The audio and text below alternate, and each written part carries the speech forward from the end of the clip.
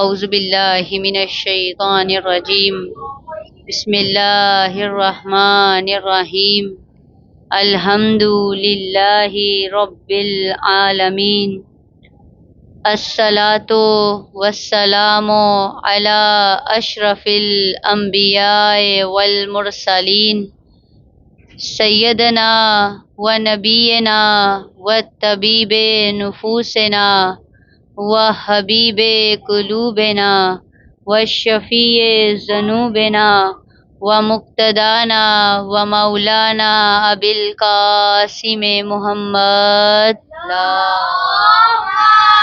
صلی علی محمد وعلی محمد وعجل فرج قال رسول اللہ صلی اللہ علیہ وآلہ وسلم الصلاۃ عمود الدین ان قبلت قبل ما سواها وان ردت رد ما سواها صلوات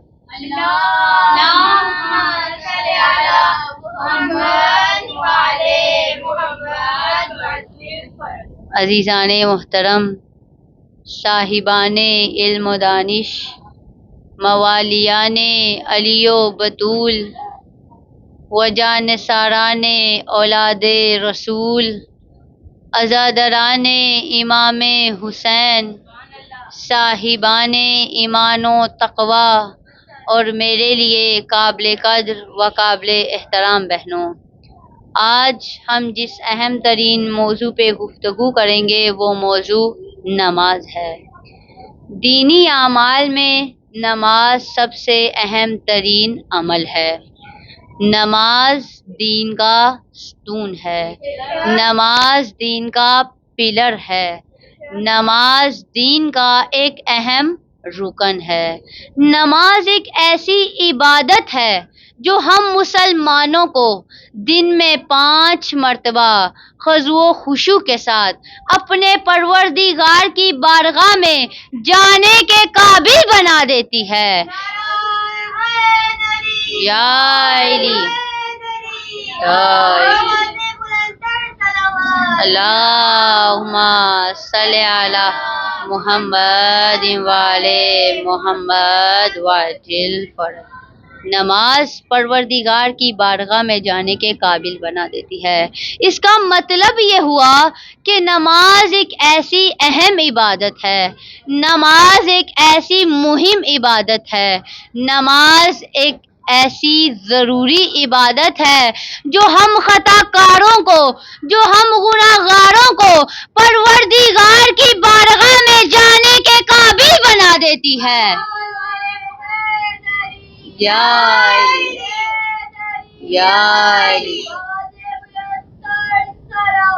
اللہم صلی علی محمد وعلی محمد وعلی۔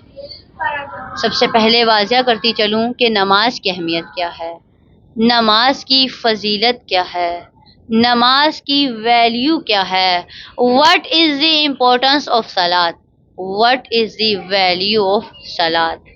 اس سوال کا جواب ایک حدیث سے بیان کرنا چاہتی ہوں، اور یہ حدیث اس ذات کی ہے جو مقصد تخلیق کائنات ہے، جو علت غایہ ممکنات ہے، جو آمنہ کا چاند ہے، جو دعائے ابراہیم ہے، جو نسل اسماعیل ہے، جو شجر طیبہ کا ثمر ہے، جو سید ہے، جو طٰہٰ ہے، جو مزمل ہے، جو مدثر ہے، جو گنتی کا پہلا عدد ہے، جو وما ینطق عن الہویٰ کا شاہ سوار ہے، جو نذیر و بشیر کا شاہکار ہے، اور جو 1,24,000 انبیاء کا امام ہے۔ اللہ اکبر اللہ اکبر یا رسول اللہ یا علی یا علی اللہم محمد وعلی محمد وعلی ان کے لبھائے مبارک سے نکلے ہوئے الفاظ ہیں۔ رسول اللہ صلی اللہ علیہ وآلہ وسلم فرماتے ہیں، صلی علی محمد وعلی محمد وعجل فرج۔ رسول اللہ فرماتے ہیں، الصلاۃ عمود الدین ان قبلت قبل ما سواها وان ردت رد ما سواها۔ رسول اللہ فرماتے ہیں، الصلاۃ عمود الدین، نماز دین کا ستون ہے، نماز دین کا پلر ہے، نماز دین کا ایک اہم رکن ہے، نماز دین کا ایک مہم رکن ہے، نماز دین کا ایک ضروری رکن ہے، نماز دین کا ایک امپورٹنٹ رکن ہے۔ سوال یہ ہے کہ یہ کیسے اہم ہے، یہ کیسے مہم ہے، یہ کیسے ضروری ہے، یہ کیسے امپورٹنٹ ہے؟ اس کی وجہ یہ ہے کہ خود نبی دو عالم نے فرمایا، ان قبلت قبل ما سواہا، اگر یہ نماز قبول ہو گئی تو باقی کے تمام اعمال بھی قبول ہو جائیں گے، وَإِن رُدَّتْ رُدَّ مَا سِوَاهَا، اور اگر یہ نماز ہی رد ہو گئی تو باقی تمام اعمال بھی رد ہو جائیں گے۔ یا علی یا علی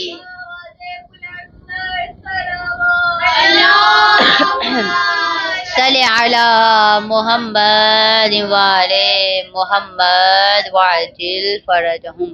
اگر یہ نماز قبول ہو گئی تو باقی تمام اعمال بھی قبول ہو جائیں گے، اور اگر یہ نماز ہی رد ہو گئی تو باقی تمام اعمال بھی رد ہو جائیں گے۔ اس حدیث کی وضاحت کے لیے آپ کے سامنے ایک مثال بیان کرنا چاہتی ہوں۔ درود پڑھے محمد والے محمد کے ساتھ پر۔ صلی علی محمد والے محمد وعجل فرجہم۔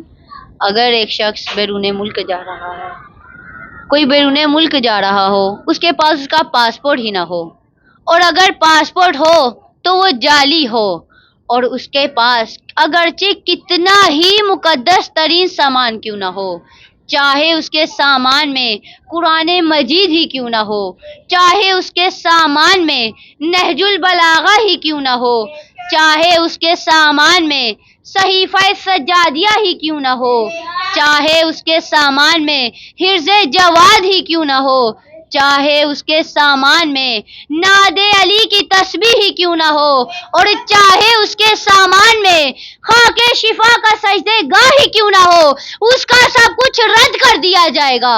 کیوں رد کر دیا جائے گا؟ آخر کیا وجہ ہے کہ اس کا سارے کا سارا سامان ہی رد کر دیا جائے گا؟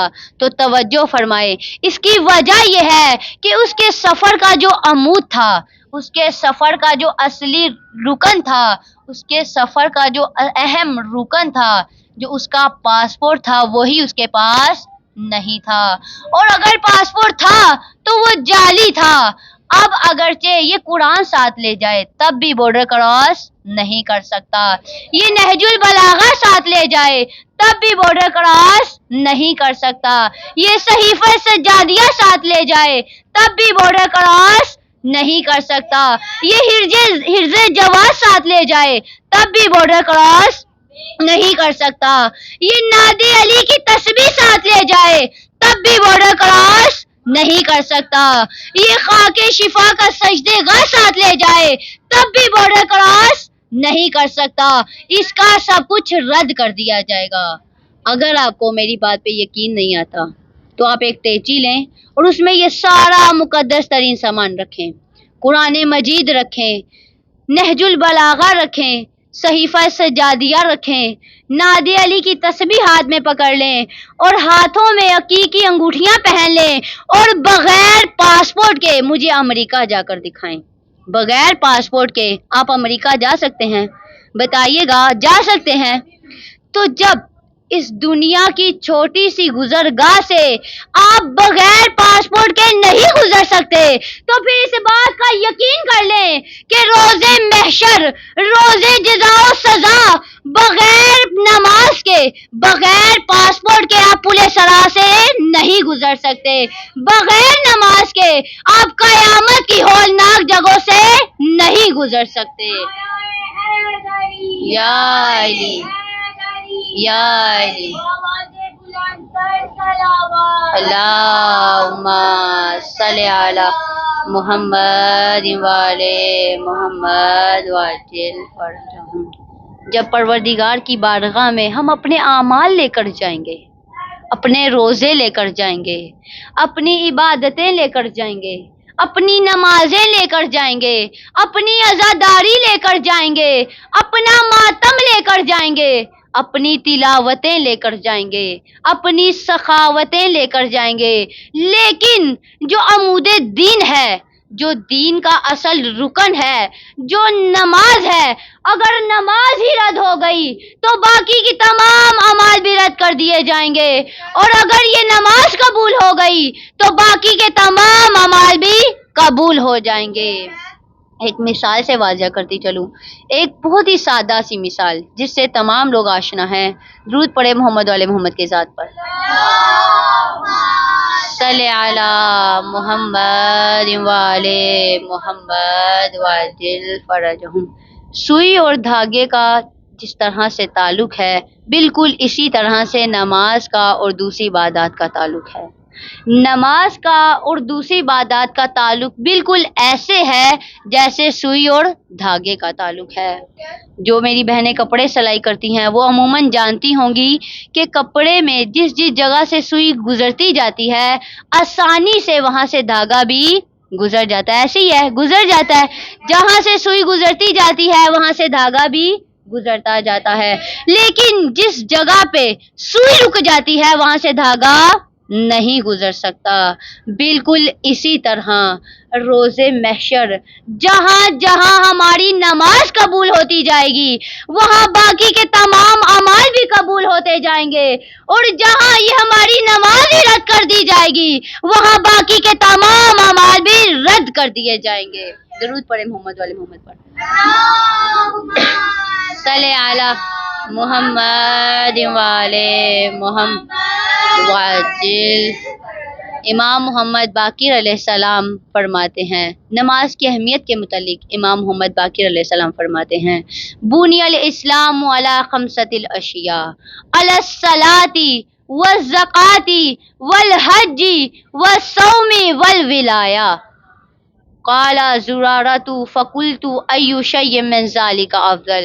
فقال الولایۃ افضل لانها مفتاحهن والولی هو الدلیل علیہن۔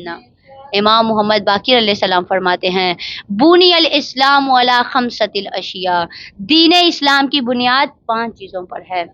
علی الصلاۃ، سب سے پہلی نماز، والزکاۃ، اور زکوٰۃ، والحج، اور حج، والصوم، اور روزہ، والولایہ، اور ولایت۔ توجہ فرمائیں، امام فرماتے ہیں دین اسلام کی بنیاد 5 چیزوں پر ہے۔ سب سے پہلی بنیاد علی الصلاۃ، نماز ہے، یعنی سب سے پہلا رکن، سب سے پہلی بنیاد دین کی نماز ہے۔ نماز کی بہت زیادہ فضیلت ہے۔ درود پڑھے محمد والے محمد پر، اللہم صلی علی محمد والے محمد وعجل فرجہم۔ جہاں میں نے آپ کے سامنے نماز کی فضیلت کو رسول اللہ صلی اللہ علیہ وآلہ وسلم کی حدیث سے بیان کیا، وہاں میں یہ بھی واضح کرتی چلوں کہ نماز کے فائدے کیا ہیں۔ نماز کا سب سے پہلا فائدہ کہ نماز ایک ایروپلین کا کام کرتی ہے، نماز ایک طیارے کا کام کرتی ہے، نماز ایک ہوائی جہاز کا کام کرتی ہے۔ جس طرح ایک ایروپلین، ایک ہوائی جہاز لوگوں کو زمین سے اٹھاتا ہے اور آسمان کی بلندیوں تک لے جاتا ہے، بالکل اسی طرح نماز بھی اس انسان کو، یہ انسان جو کہ ادنا ہے، یہ انسان جو کہ حقیر ہے، یہ انسان جو کہ ذلیل ہے، یہ انسان جو کہ مسکین ہے، یہ انسان جو کہ لاچار ہے، اور وہ خدا جو قادر مطلق ہے، وہ خدا جو رب العالمین ہے، وہ خدا جو غنی عن العالمین ہے، اور وہ خدا جو ان اللہ علی کل شیء قدیر ہے۔ اللہ اکبر، اللہ اکبر، یا رسول اللہ، یا رسول اللہ، یا علی، یا علی، اللہم صلی علی محمد وعلی محمد وعجل فرج۔ نماز ایک ہوائی جہاز کا کام کرتی ہے۔ اب نماز میں یہ طاقت ہے، نماز میں یہ پاور ہے کہ وہ اس مسکین کو اٹھاتی ہے، قادر مطلق سے ملا دیتی ہے، اس ذلیل کو اٹھاتی ہے، عزیز سے ملا دیتی ہے، اس حقیر کو اٹھاتی ہے، غنی عن العالمین سے ملا دیتی ہے، اور اس عبد کو اٹھاتی ہے اور معبود سے ملا دیتی ہے۔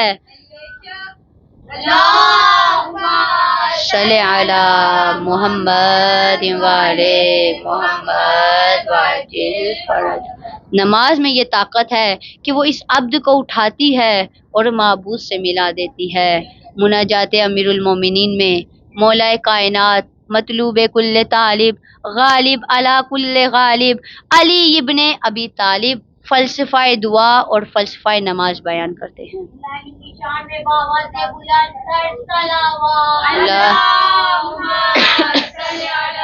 محمد والے محمد واجل فرد۔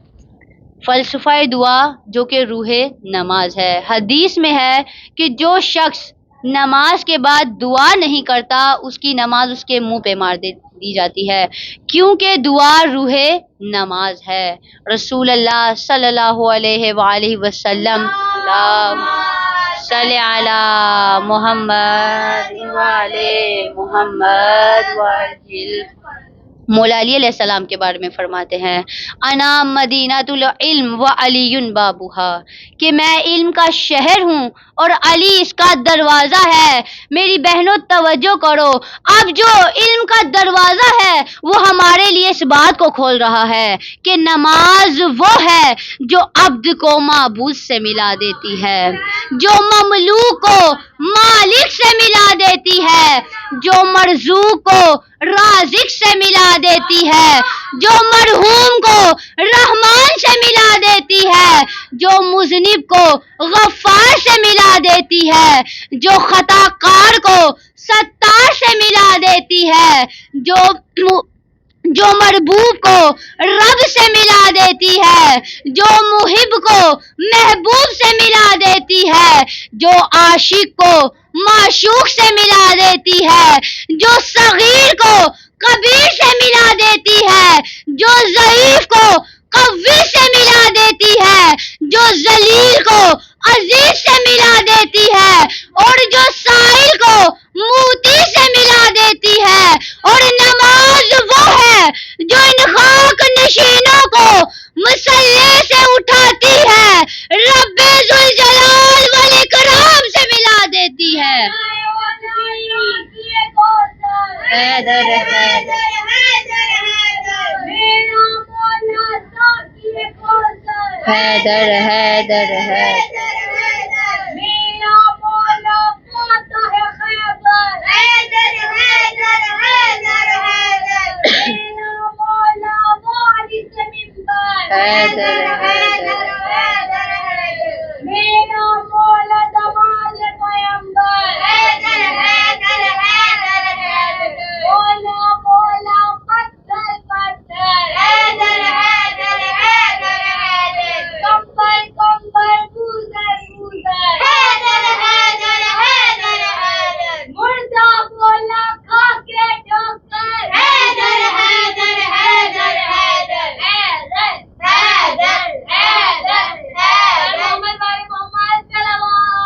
اللہم صلی علی محمد وعلی محمد وعجل۔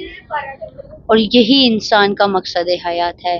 خاک سے خدا تک جانا انسان کی زندگی کا مقصد ہے، انسان کی خلقت کا مقصد ہے۔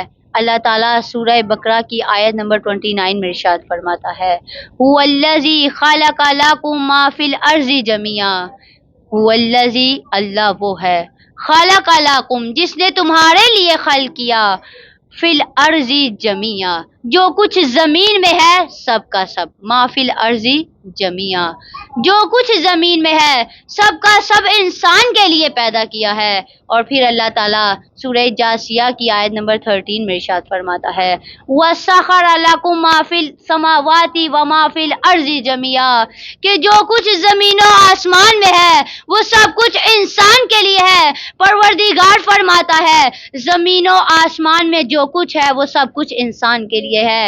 اے انسان یہ سب کچھ تیرے لیے ہے، یہ زمین تیرے لیے ہے، یہ آسمان تیرے لیے ہے، یہ کہکشاں تیرے لیے ہے، یہ چاند تیرے لیے ہے، یہ سورج تیرے لیے ہے، یہ چرند تیرے لیے ہے، یہ پرند تیرے لیے ہے، یہ ٹھاٹھے مارتے ہوئے سمندر تیرے لیے ہے۔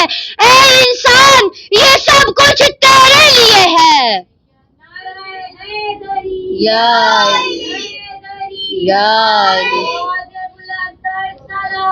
اللہم صلی علی محمد وعلی محمد۔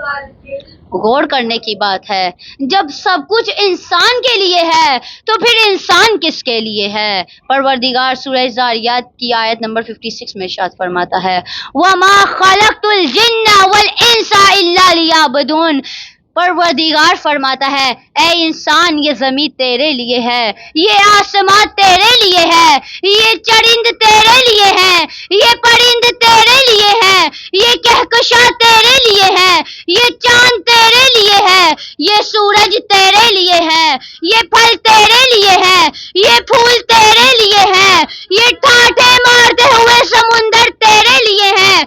اے انسان یہ سب کچھ تیرے لیے ہے اور تو فقط اور فقط میرے لیے ہے۔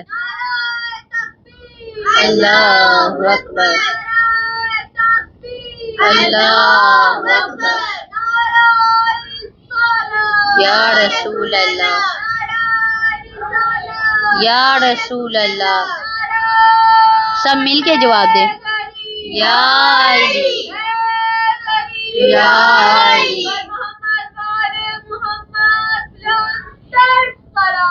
اللہم صلی علی محمد وعلی محمد وعجل فرج۔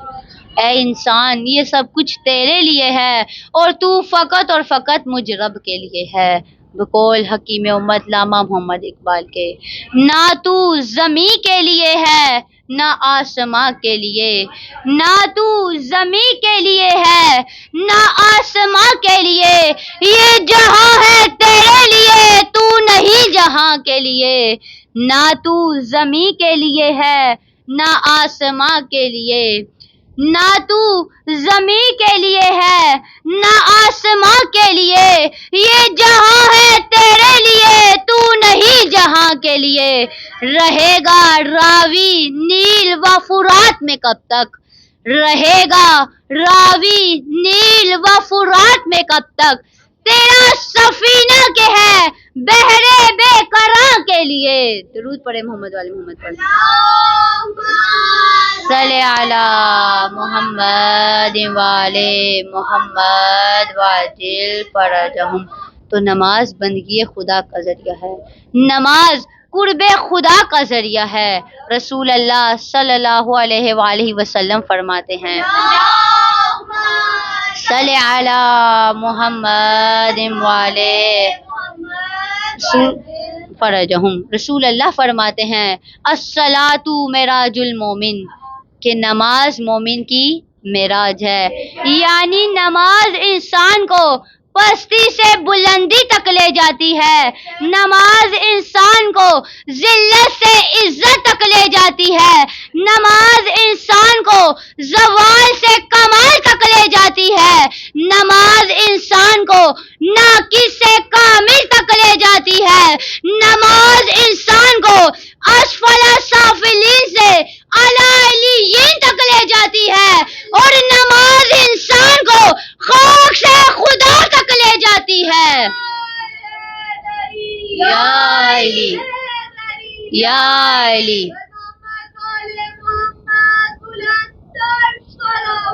اللہم صل علی محمد والے محمد وعجل فرج۔ نماز خیر العمل کی طرف بلاتی ہے، نماز خیر العمل کی طرف بلاتی ہے، نماز عشق خدا کا ہنر سکھاتی ہے، نماز خیر العمل کی طرف بلاتی ہے، نماز عشق خدا کا ہنر سکھاتی ہے، نماز عبد کو معبود سے ملاتی ہے، نماز عبد کو معبود سے ملاتی ہے، نماز گفتگو اللہ سے کراتی ہے، یہی نماز گناہوں سے بھی بچاتی ہے، یہی نماز گناہوں سے بھی بچاتی ہے، نماز قبر تلک ساتھ ساتھ جاتی ہے، نماز خیر العمل کی طرف بلاتی ہے، نماز عشق خدا کا ہنر سکھاتی ہے، نماز عبد کو معبود سے ملاتی ہے، نماز گفتگو اللہ سے کراتی ہے، یہی نماز گناہوں سے بھی بچاتی ہے، نماز قبر تلک ساتھ ساتھ جاتی ہے، نماز وہ ہے جو فاقوں میں مصطفیٰ نے پڑھی، نماز وہ ہے جو فاقوں میں مصطفیٰ نے پڑھی، جگا کے اپنے ہی قاتل کو مرتضیٰ نے پڑھی، جو چکیوں کی مشقت میں فاطمہ نے پڑھی، گلے لگا کے زہر کو جو مجتبیٰ نے پڑھی، نماز وہ ہے جو فاقوں میں مصطفیٰ نے پڑھی، نماز وہ ہے جو فاقوں میں مصطفیٰ نے پڑھی،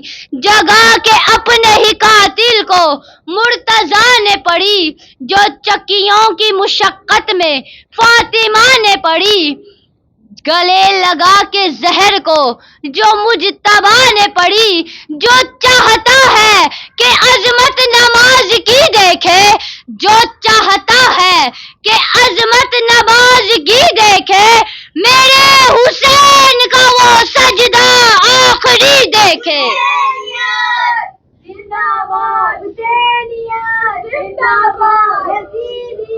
مردہ آباد مردہ آباد، بے شمار بے شمار، اللہم صلی علی محمد وعلى محمد۔ نماز کا دوسرا فائدہ، دیکھا جائے یہ انسان جو خدا تک جانا چاہتا ہے، یہ تو گناہ گار ہے، یہ تو خطا کار ہے، یہ خدا تک کیسے جا سکتا ہے؟ یہ کیسے خدا تک جا سکتا ہے؟ اب یہ انسان جو کہ گناہ گار ہے، خطا کار ہے، یہ انسان جو کہ پست ہے، یہ انسان جو کہ حقیر ہے، یہ انسان جو کہ ذلیل ہے، اور وہ خدا جو قادر مطلق ہے، وہ خدا جو غنی عن العالمین ہے، وہ خدا جو رب العالمین ہے، اب اس گناہ گار انسان کو خدا تک جانے کے لیے ایک وسیلے کی ضرورت ہے، ایک سہارے کی ضرورت ہے، ایک وسیلے کی ضرورت ہے۔ یہ وسیلہ انسان کو اس لیے وسیلہ چاہیے کیونکہ یہ وسیلہ انسان کی پستی کو ختم کر کے پروردگار سے ملا دے انسان کو، یہ وسیلہ انسان کی حقانیت کو ختم کر دے اور رب ذوالجلال والاکرام سے ملا دے۔ ایک مثال بیان کرتی چلوں، جیسے ایک نجی شخص ہے، وہ مسجد میں نہیں جا سکتا، کیوں نہیں جا سکتا؟ کیونکہ وہ مسجد میں جانے کے قابل نہیں ہے، اس کے اندر صلاحیت نہیں ہے کہ وہ مسجد میں جا سکے۔ بالکل اسی طرح ایک گناہ گار انسان کے اندر بھی قابلیت نہیں ہے کہ وہ پروردگار تک جا سکے، گناہ گار انسان کے اندر اتنی صلاحیت نہیں ہے کہ وہ رب العالمین تک جا سکے۔ اب جیسے ایک نجی شخص مسجد میں نہیں جا سکتا، لیکن غسل انسان کو پاک و پکیزہ کر کے، غسل انسان کو طیب و طاہر کر کے، غسل انسان کو مطہر بنا کر، غسل انسان کو طاہر کر کے مسجد میں جانے کے قابل بنا دیتا۔ بالکل اسی طرح نماز بھی گناہگار انسان کو پاک و پاکیزہ کر کے، طیب و طاہر کر کے، مطہر کر کے، طاہر کر کے پروردگار کی بارگاہ میں جانے کے قابل بنا دیتی ہے۔ نماز کا تیسرا فائدہ، نماز انسان کو خوش شناسی کرواتی ہے۔ رسول اللہ صلی اللہ علیہ وآلہ وسلم فرماتے ہیں، صلی علی محمد وعلی محمد۔ رسول اللہ فرماتے ہیں، من عرف نفسہ فقد عرف ربہ، جس نے اپنی پہچان کر لی اس نے اپنے رب کی پہچان کر لی۔ اب سوال یہ ہے کہ نماز کیسے انسان کو خوش شناسی کرواتی ہے؟ نماز کیسے انسان کو خوش شناسی کرواتی ہے؟ جب کوئی نماز پڑھتا ہے، جب کوئی انسان نماز پڑھنے کے لیے جاتا ہے تو وہ اپنے دونوں ہاتھوں کو بلند کر کے اللہ اکبر کرتا ہے، یہ رفع یدین کرتا ہے، دونوں ہاتھوں کو بلند کر کے اللہ اکبر کہتا ہے۔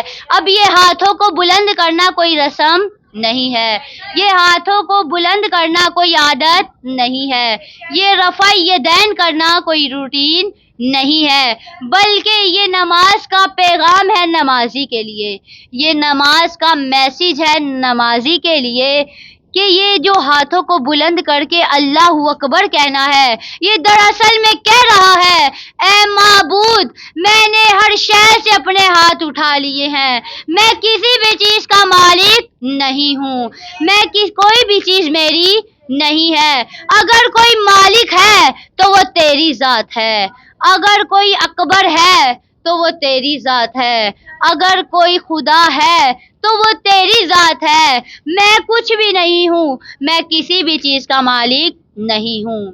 اور یہ وہی موقع ہے جس کی تعلیم ہمیں مولا کائنات، امیر المومنین، مطلوب کل طالب، غالب علی کل غالب، علی ابن ابی طالب نے دی ہے۔ اللہم صلی علی محمد وعلی محمد وعجل فرجہم۔ مولا کائنات دعائے کمیل میں ارشاد فرماتے ہیں، انا عبدک الضعیف الذلیل الحقیر المسکین، انا عبدک، میں عبد ہوں، الضعیف، میں ضعیف ہوں، الذلیل، میں ذلیل ہوں، المسکین، میں مسکین ہوں۔ ان جملوں کا کیا مطلب ہے؟ ان جملوں کا مطلب یہ ہے، انا عبدک، میں عبد ہوں اور تو معبود ہے، الضعیف، میں ضعیف ہوں اور تو قوی ہے، الذلیل، میں ذلیل ہوں اور تو عزیز ہے، المسکین، الحقیر، میں حقیر ہوں اور تو غنی عن العالمین ہے، المسکین، میں مسکین ہوں اور تو رب کائنات ہے۔ یا علی، یا علی، اللہم صلی علی محمد وعلی محمد وعلی۔ آئمہ معصومین کے متعلق مشہور ہے کہ جب آئمہ طہار مسجد میں نماز پڑھنے کے لیے جاتے تو مسجد کے دروازے پر کھڑے ہو کر کہتے، الہی عبدک ببابک، مسکینک ببابک، فقیرک ببابک، سائلک ببابک، الہی عبدک ببابک، اے پروردگار، اے میرے مالک، الہی عبدک ببابک، عبد تیرے دروازے پہ آیا ہے، مسکینک ببابک، مسکین تیرے دروازے پہ آیا ہے، فقیرک ببابک، فقیر تیرے دروازے پہ آیا ہے، سائلک ببابک، اور سائل تیرے دروازے پہ آیا ہے۔ اب یہ دونوں ہاتھوں کو بلند کر کے اللہ اکبر کہنا، یہ انسان کو انسان کی حیثیت بتاتا ہے، انسان کو انسان کی شناخت کرواتا ہے، اور یہی انسان کی زندگی کا مقصد ہے، یہی انسان کی خلقت کا مقصد ہے۔ لیکن افسوس اس بات پر ہے کہ انسان اس دنیا میں آتے ہی اپنا مقصد بھول جاتا ہے، اس دنیا میں آتے ہی اپنا ہدف بھول جاتا ہے۔ انسان یہ بھول جاتا ہے کہ وہ کون ہے، کیا ہے، وہ خود کو بھول جاتا ہے۔ اسی لیے تو نبی دو عالم نے فرمایا من عرف نفسہ فقد عرف ربہ، جس نے اپنی پہچان کر لی اس نے اپنے پروردگار کی پہچان کر لی، جس نے خود کی پہچان نہ کی وہ اپنے پروردگار کی کیسے پہچان کر سکتا ہے۔ اسی لیے تو فرمایا کہ جس نے اپنی پہچان کر لی اس نے اپنے رب کی پہچان کر لی۔ یا علی یا علی یا علی یا علی اللہم صلی علی محمد وعلی محمد وعجل پر۔ جس نے یہ پہچان لیا کہ وہ کون ہے، کیا ہے، وہ اپنے پروردگار کو پہچان لیا۔ ہم کون ہیں، کیا ہیں، باخدا یاد نہیں۔ ہم کون ہیں، کیا ہیں، باخدا یاد نہیں۔ اپنے اسلاف کی کوئی بھی ادا یاد نہیں۔ ہم کون ہیں، کیا ہیں، باخدا یاد نہیں۔ اپنے اسلاف کی کوئی بھی ادا یاد نہیں۔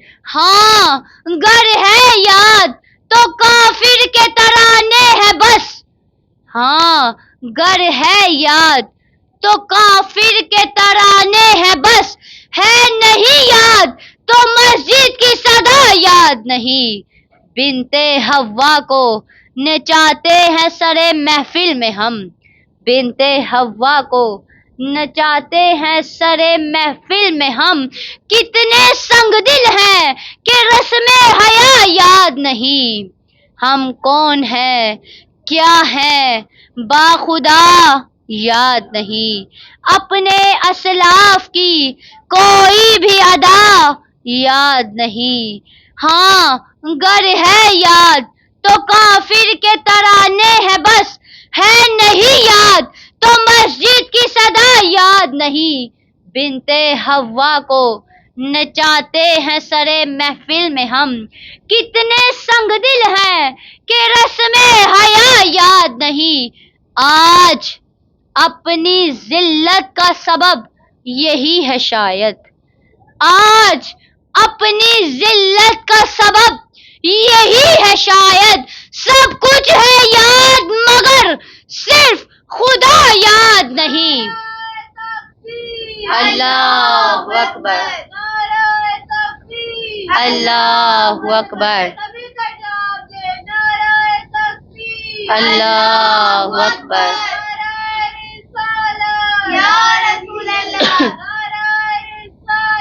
یا رسول اللہ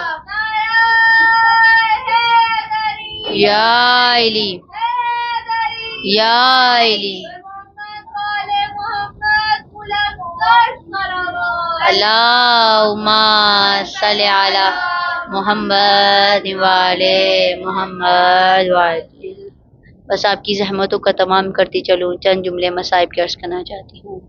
رہ گئی دشت میں تنہا تو وطن یاد آیا، رہ گئی دشت میں تنہا تو وطن یاد آیا۔ پانی پہ پڑی نظر تو ہر تشنا دہن یاد آیا۔ وطن سے سب کچھ لے کر چلی تھی زینب، وطن سے سب کچھ لے کر چلی تھی زینب۔ جب بھائی کی لاش پر پہنچی تو کفن یاد آیا۔ جناب زینب پہ اتنی مصیبتیں پڑی، اتنی مصیبتیں پڑی کہ آپ کا نام ام المصائب پڑ گیا۔ جب امام حسین کا قافلہ مدینہ سے روانہ ہونے لگا تو جناب زینب بھائی کے پاس آئیں اور آ کر کہا بھیا میں آپ کے ساتھ جانا چاہتی ہوں۔ امام نے فرمایا بہنا آپ شریعت کی آغوش میں پلی ہیں، آپ جانتی ہیں کہ زوجہ شوہر کی اجازت کے بغیر گھر سے باہر نہیں جا سکتی۔ میری بہنوں، کربلا میں شریعت کی پاسداری ملے گی، کربلا میں شریعت کا احترام ملے گا۔ یہ سن کر جناب زینب گھر چلی جاتی ہیں اور گھر جا کر ایک کونے میں بیٹھ جاتی ہیں۔ حضرت عبداللہ گھر میں آتے ہیں، آ کر دیکھتے ہیں سیدہ بی بی خاک پہ بیٹھی ہیں۔ حضرت عبداللہ پوچھتے ہیں اے زینب، آپ تو علی کی بیٹی ہیں، آپ تو کائنات کی ملکہ ہیں، آپ خاک پہ کیوں بیٹھی ہیں؟ جناب زینب فرماتی ہیں عبداللہ آج میں علی کی بیٹی نہیں بلکہ ایک سوالی بن کر خاک پہ بیٹھی ہوں۔ حضرت عبداللہ پوچھتے ہیں بی بی کیا بات ہے؟ جناب زینب فرماتی ہیں عبداللہ آپ جانتے ہیں کل امام حسین کا قافلہ مدینے سے روانہ ہو رہا ہے اور میں بھائی کے ساتھ جانا چاہتی ہوں، میں قافلہ حسینی میں شامل ہونا چاہتی ہوں، لیکن عبداللہ میں اپنے بھائی کے بغیر زندہ نہیں رہ سکتی، لیکن اگر آپ اجازت دو گے تو میں جاؤں گی، اگر آپ اجازت نہیں دیں گے تو میں نہیں جاؤں گی، کیونکہ میں اپنے نانا کی شریعت سے آشنا ہوں کہ زوجہ شوہر کی اجازت کے بغیر گھر سے باہر نہیں جا سکتی۔ اس لیے عبداللہ اگر آپ مجھے اجازت دیں گے تو میں چلی جاؤں گی، لیکن اگر آپ مجھے اجازت نہیں دیں گے تو میں نہیں جاؤں گی، لیکن میں بس اتنا کہتی ہوں کہ اگر مجھے اجازت نہیں ملے گی تو میں نہیں جاؤں گی، لیکن بس میں اتنا کہتی ہوں کہ میں اپنے بھائی کے بغیر مر جاؤں گی، زینب حسین کے بغیر زندہ نہیں رہ سکتی۔ ادھر سے حسین کا قافلہ نکلے گا، ادھر سے زینب کا جنازہ نکلے گا۔ جب حضرت عبداللہ نے یہ محبت دیکھی، جب بہن بھائی کی اتنی محبت دیکھی تو حضرت عبداللہ نے اجازت دے دی۔ جناب زینب کاروان حسین میں شامل ہو گئیں۔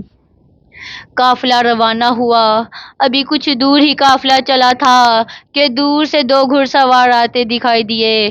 امام حسین نے فرمایا قافلہ روکو، قافلہ رکا، دیکھا وہ دو جوان اون و محمد تھے۔ اون و محمد نے ایک خط جناب زینب کو دیا، اس میں لکھا یہ ہوا تھا حضرت عبداللہ کی طرف سے، لکھا یہ ہوا تھا کہ اے زینب میں خود تو نہیں آ سکا لیکن میں اپنے دو لال بھیج رہا ہوں، کربلا کے بن میں فاطمہ زہرا کے لال پہ جب کوئی مشکل گھڑی آ جائے تو ایک بیٹا میری طرف سے قربان کر دینا اور ایک بیٹا اپنی طرف سے قربان کر دینا۔ بس ارباب ازا مشکل گھڑی آ گئی، کربلا کے بن میں فاطمہ زہرا پہ وہ مشکل گھڑی آ گئی۔ شب عاشور سید الشہداء سید سجاد کے خیمے میں آئے، امامت کی امانتیں سپرد کیں اور وصیتیں کرنا شروع کر دیں۔ وصیتیں جناب زینب سن رہی تھیں۔ وصیتیں سن کر جناب زینب نے کہا بھیا ان وصیتوں سے تو لگتا ہے کہ آج آخری شب ہے، کل جدائی ہو جائے گی، امام بہن کو یہ تو نہ کہہ سکے کہ ہاں بہنا کل میں شہید ہو جاؤں گا۔ بس امام نے کہا بہنا ہمارے نانا ہم سے افضل تھے، وہ ہم میں نہیں رہے، ہماری ماں ہم سے افضل تھی، وہ ہم میں نہیں رہی، ہمارے بابا ہم سے افضل تھے، وہ ہم میں نہیں رہے، ہمارے بھائی ہم سے افضل تھے، وہ ہم میں نہیں رہے۔ بہنا جب ان سب کی شہادتوں پر صبر کر لیا تو کل جب میں شہید ہو جاؤں گا تو میری شہادت پہ بھی صبر کر لینا۔ تاریخ یہ کہتی ہے امام نے یہ تو کہہ دیا لیکن جناب زینب نے ایک نوحہ پڑھا، فریاد بلند کی الیوم مات جدی محمد المصطفیٰ، الیوم مات ابی علی المرتضیٰ، الیوم ماتت امی فاطمہ زہرا، الیوم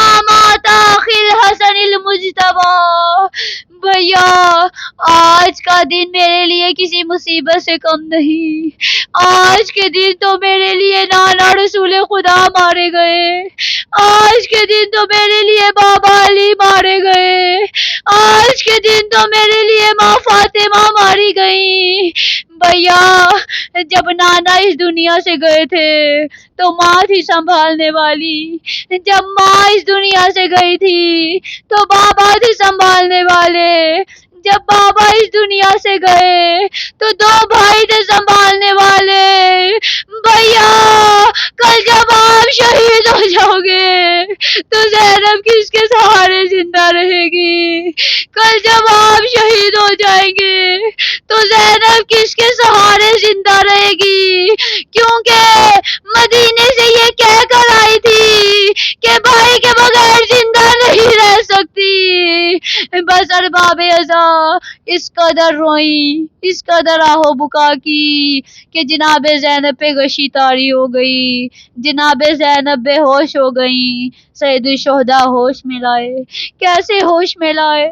تاریخ میں کچھ نہیں ملتا، لیکن آپ سب جانتے ہیں جب کوئی بے ہوش ہو جاتا ہے تو اس کو ہوش میں لانے کے لیے چند قطرے پانی کے درکار ہوتے ہیں. تاریخ میں بس اتنا ملتا ہے، امام فرماتے ہیں انا قتیل الابرتا، اے شیعو مجھے رلا رلا کر مارا گیا. عباس کے بازو کٹے تو میں رویا، قاسم کا لاشا پامال ہوا تو میں رویا، علی اکبر کے برچی لگی تو میں رویا، اور محمد کے گلے کٹے تو میں رویا، اور کبھی زینب کو بیدار کرنے کے لیے میں رویا. پانی تو نہیں تھا، شاید امام نے چند آنسو بہائے ہوں جس سے جناب زینب کو ہوش میں لائے. جب جناب زینب ہوش میں آئی تو امام نے فرمایا بہنا میں کل تک اس کارواں کی سپاہ سلاری کروں گا. بہنا میں کل تک اس کارواں کی سپاہ سلاری کروں گا، کل میرا عہد پورا ہو جائے گا. بہنا میرے بعد اس کارواں کو منزل مقصود تک آپ نے پہنچانا ہے. اگر آپ اسی طرح سے بے ہوش ہوتی رہی تو اس کارواں کی سپاہ سلاری کون کرے گا؟ بہنا کوفے کے بازاروں میں خطبے آپ نے دینے ہیں، سکینہ کو تسلی آپ نے دینی ہے، ام کلثوم کو آپ نے سنبھالنا ہے، سید سجاد کو سہارا آپ نے دینا ہے. بہنا آسان منزل میں نے طے کر لی، اب مشکل منزل آپ نے طے کرنی ہے. شہید مطہری فرماتے ہیں اس کے بعد بنت علی میں ایسی دلیری آ گئی، ایسی شجاعت آ گئی، روتی تو رہی لیکن بے ہوش نہیں ہوئی. صبح عاشور ایسے ایسے منظر دیکھے کہ جناب زینب کی جگہ اگر کوئی اور ہوتا تو وہ برداشت نہ کر سکتا. حضرت عباس کے بازو کٹے، خالی علم خیموں میں آیا، علم کو تھام کر روتی تو رہی لیکن بے ہوش نہیں ہوئی.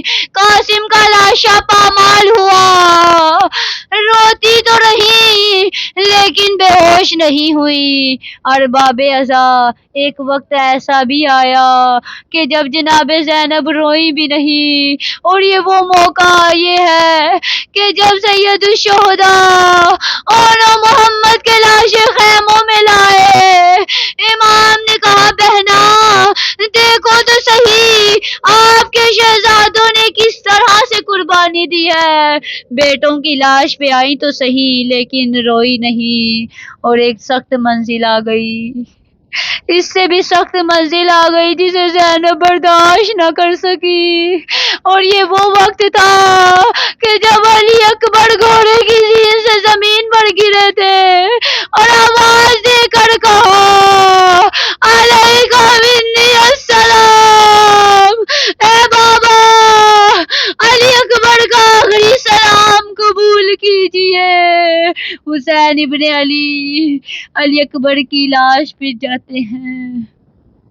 علی اکبر کی لاش پر پہنچتے ہیں اور ساتھ میں کہتے ہیں بیٹا علی اکبر، آپ کی شہادت سے میری آنکھوں کا نور چلا گیا۔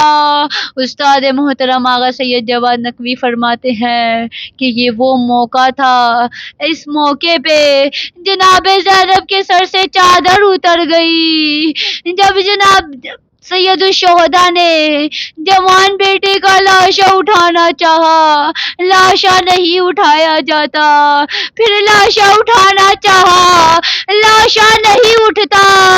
جناب زینب نے دیکھا، جناب زینب خیمے سے باہر آئی۔ سید الشہداء نے دیکھا، جب بہن کو دیکھا کہ خیمے سے باہر آ گئی ہیں، کہا بہنا اب خیمے کے اندر چلی جائے، جب تک حسین زندہ ہے اب خیمے سے باہر نہیں آ سکتی۔ علماء اس کی وجہ لکھتے ہیں کہ جناب زینب خیمے سے کیوں باہر آئی، اس کی وجہ یہ لکھتے ہیں کہ جب بوڑھے باپ سے جوان بیٹے کا لاشا نہیں اٹھایا گیا تو جناب زینب نے کہا کہیں ایسا نہ ہو کہ بھائی کی روح پرواز کر جائے۔ اسی بات کو ایک شاعر نے اس طرح سے بیان کیا، لاشا ہے برابر کا بھیا سے نہ اٹھے گا، لاشا ہے برابر کا بھیا سے نہ اٹھے گا، میں پالنے والی ہوں گودی میں اٹھا لوں گی۔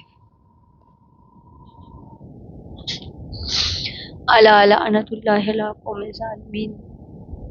پروردگار عالم سے دعا ہے، پروردگارہ تجھے واسطہ محمد وآل محمد کا، تجھے واسطہ تیری بلند و بالا صفات کا، تجھے واسطہ تیرے انبیاء کے نور کا، تجھے واسطہ تیری اولیاء کی عصمت کا، پروردگار بنت پیغمبر کا واسطہ، ام البنین زوجہ حیدر کا واسطہ، زہرا کی بیٹیوں کے کھلے سر کا واسطہ، اور جو کربلا میں لٹ گیا اس گھر کا واسطہ، پروردگارہ تجھے واسطہ محمد وآل محمد کا، جو بے گھر ہیں مولا علی کی جاگیر کے صدقے میں انہیں اپنے اپنے گھر عطا فرما، پروردگارہ تجھے واسطہ محمد وآل محمد کا، جو بے اولاد ہیں مولا علی کی جاگیر کے صدقے میں انہیں اپنے اپنے گھر عطا فرما، پروردگارہ تجھے واسطہ محمد وآل محمد کا، جو بیمار ہیں بیمار کربلا کے صدقے میں انہیں شفائے کاملہ و عاجلہ عطا فرما، پروردگارہ تجھے واسطہ محمد وآل محمد کا، ہمیں صحیح معنوں میں دین کی تعلیم حاصل کرنے کی توفیق عطا فرما، پروردگارہ تجھے واسطہ محمد وآل محمد کا، جو بے اولاد ہیں اور جناب علی اصغر کے صدقے انہیں نیک اور صالح اولاد عطا فرما، پروردگارہ تجھے واسطہ محمد وآل محمد کا، ہمیں صحیح معنوں میں حقیقی معنوں میں دین کی تعلیم حاصل کرنے کی توفیق عطا فرما، دین پر عمل کرنے کی توفیق عطا فرما، پروردگارہ تجھے واسطہ محمد وآل محمد کا، ہمیں اپنے وقت کے امام کے ناصروں میں شمار فرما، پروردگارہ تجھے واسطہ محمد وآل محمد کا، ہمارے استاد محترم آغا سید جواد نقوی اور ہمارے استاد محترم آغا سید شہباز حیدر نقوی کو طول عمر عطا فرما، پروردگارہ تجھے واسطہ محمد وآل محمد کا، جو مرحومین ہیں پروردگارہ انہیں جنت الفردوس میں اعلیٰ مقام عطا فرما، ربنا تقبل منا انک انت السمیع العلیم۔